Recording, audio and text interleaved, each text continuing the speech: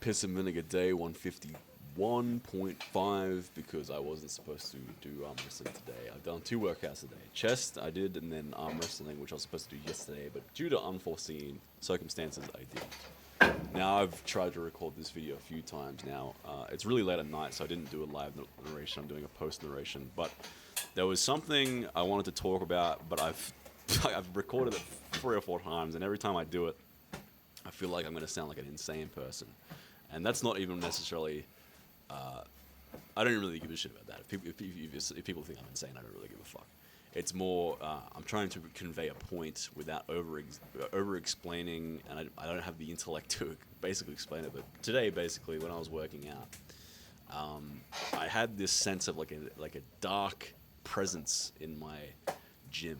And this has happened a few times in my life where I feel, and I'm sure people all across the globe have sensed this, especially at night. There's something about nighttime, very likely, just your genetic coding going, hey, senses higher, hey, things are going to go wrong if you're out at nighttime, because until very recently that meant you were open to the elements and animals and shit. So, yeah, very well could just be that, but I personally felt more than just that today. There was something going on, and I've sensed this a few times in my life, especially as a child, and I mostly reacted with fear or unease. Funnily enough, though, today, I felt mostly comfortable. You know, I still felt some uncomfort of some malign fucking entity, whatever the fuck you want to call it, labels, right? You know, we only have words to explain such esoteric metaphysical things, but it all seemed okay. And that's mainly in my philosophy that I think there is a higher power that ultimately has our best intentions and guidance and is all good. I think in life, most things can come down to a yes and no answer, a black and white context. There is a spectrum in between that is being human, where it gets muddied up, because humans never have the true answer. But I have faith that there is a higher, omniscient thing, whether you call it God, whatever. I mean, I align myself more Christian, but albeit probably a bit more esoteric than the average Christian. In the way I believe it, I'm not a staunch traditional Christian by any means. I like the idea of Christianity, but I believe in an omniscient thing that is good, and thus any dark line feeling of something around me, whatever the fuck, I feel protected. You know, I fear no evil. Right there, whatever fucking dark essence, presence was around, snapped the fucking band when I was trying to do my, in between sets I do band extensions and shit to keep my elbows and synovial fluid going for the side pressure to be easier. The fucking band snapped and fucked me up. I don't know if you guys have ever had it, but like bands, when they snap, they sting so fucking bad. So maybe the dark presence was maliciously trying to injure me. I don't know, whatever, dude. But it wasn't just that either. You know, like the more logical and more strong you become as a man, fear of the dark will go away, right? And by the dark, I don't mean literal dark. I mean darkness in life, the unknown, the fear of horrible, whatever the fuck. In this case, like an unknown entity of sorts, right? When you become more of a stoic, logical man with faith, it's hard to feel too much fear in the presence of an unknown. Personally, that's just how I felt today. It was strange, but that's just how I felt. And then, you know, also I'm there with my dog, and my dog is like this, you know, to me, my dog is a beacon of like what is light on this planet. Like, dogs are like this in general. That they're very soulless, just happy, beautiful creatures. My dog even more so. I'm biased, but like it is, you know, to everybody that meets my dog, they're like, "Why is your dog so fucking kind and sweet and gentle?" And like it's funny, like symbolistically, he sits at the front of my gym like a gargoyle. I always say he looks like a gargoyle to my clients because he'll sit up on a bench and just sit there looking out like he's protecting the fucking gym from, you know, dark entities. And he was doing that too. But then, you know, also he was like running around and being all like erratic, which I've never really seen him do. And this is after I had already initially felt this like uncomfortable sort of vibe of sorts. So it was like, you know, it only made me think, what's going on here? Because my dog's freaking out. But I wasn't freaking out. It was all good. Like, I think everything, you know, I don't know how to explain it. I'm not intelligent enough. I'm not insightful enough to really make this make much sense. And it'll probably likely just sound weird. And had I heard me saying this 5 years ago, I'd be like, shut the fuck up, you hippie metaphysical faggot. But I don't know. It's just what happened, and I thought I'd just talk about it because I don't have much else to talk about throughout the workout. The thing I did do today with the different thing I did do today in my forearm workout or arm wrestling workout is bring back the behind the back wrist curls, because fucking tendonitis is unreal, man. I can't, the one-handed, ones that I've been doing, it just brutalizes my fucking tendon that inserts at my wrist flexor. So I think it's partially due to the arm angle. I think because when my hand is pronated in front of me and raised for numerous different angles of, I can't explain it, but basically I'm very tired right now. It's very late at night. Basically, my arm's out in front of me and my hand is pronated and I do wrist curls and the range of motion is excessive, like those unilateral ones I do that are sport specific for arm wrestling are. The tendonitis is out of this world. Whereas when I do this specific variation, the tendonitis is not there. So bring this back mainly just because I can't truly take the fucking right forearm, the failure. So here I'm coming to demonstrate like this behind the back or anything like where my arm is straight down below myself, no pain.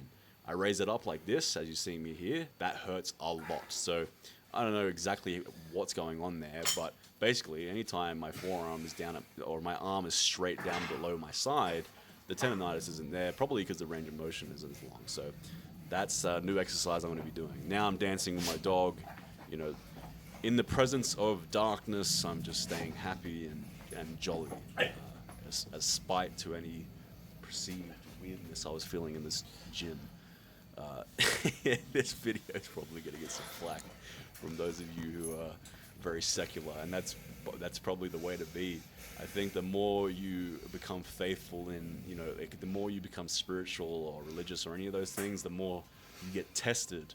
Or the more you become just aware of said things in life. So, I mean, it's often said, I go to church and I find that Christians suffer the most out of anybody. But the way I see this is that whatever it is, you know, I just name it as God. God tests those he loves the most, because that's how you create great people. You test them. You create you have to. You know, God tests you and you are almost like a sacrifice, just as his son was in the Bible, where his sacrifice only then essentially allowed everyone else to have a far better existence. So the way I see that is like, you know, people will say, oh, well, you know, God, if you're a Christian, why is God so hard on you, right? Like, people often see that.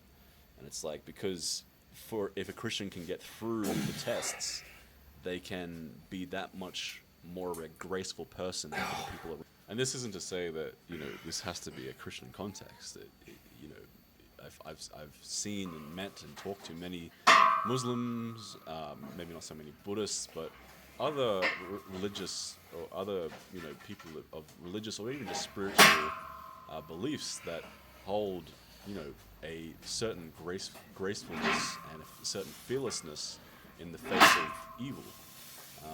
You know, as of late, I've sort of seen charisma specifically, and this is something I've always wondered about, charisma, where it's like, how do you become charismatic?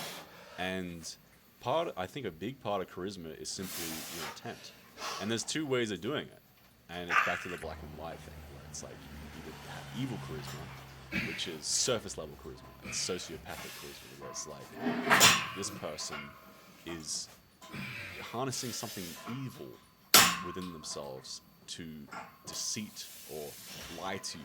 And I've seen this many times, and I've been, you know, fooled by it many times. And it's crushing when you realize someone is falsely charismatic, because then you see the dark underbelly eventually, or if maybe you won't eventually. Some people will be just totally gullible to it, but if you are aware enough, you will see the darkness and underbelly and the reality of it, and you'll see that it's fake charisma and it's coming from sort of an evil, dark place. Whereas I've found people who are of faith and coming from a place of just pure good, that charisma is undeniable and there is no underbelly. And I've met people like this, and I've met them through specifically Christianity. So again, not trying to make this about Christianity or anything, but just in my own experience, spiritual faith-based people, I've seen this in Christians where it's like they don't have a fake charisma that someone who is like an atheist or doesn't believe in anything does, where they're just essentially being fooled by evil and they're fooling others with that. And that charisma is, almost even more tantalizing than the true charisma that you see in a Christian. But the true charisma, there's something graceful and peaceful about it, and fearless about it also. I don't know how to explain it. I probably sound like such a fucking... I don't know. I probably sound like a fucking try-hard philosopher right now, but I just this whole night just sparked certain thoughts in my brain, and then I basically just unload them into piss and vinegar post narrations with my limited vocabulary and the fucking stream of consciousness that I am. And I don't know how the fuck I got to charisma, but I guess it all ties into good and evil, and that you should have faith in something above you. Because if you don't, then you have sort of like a Nietzschean perspective where you are your own god, and you can't relying on yourself to be, omniscient. It will never work because you're just human. So having something above you, just from a fear perspective, like not having fear and just feeling, secure as a man, it's very important, in my opinion, to have something above me. And tonight was an experience of that. Having something above me that I had faith in good, warded off the fear of the unknown and dark. Anyway, see you guys for more Piss and Vinegar. Bye-bye.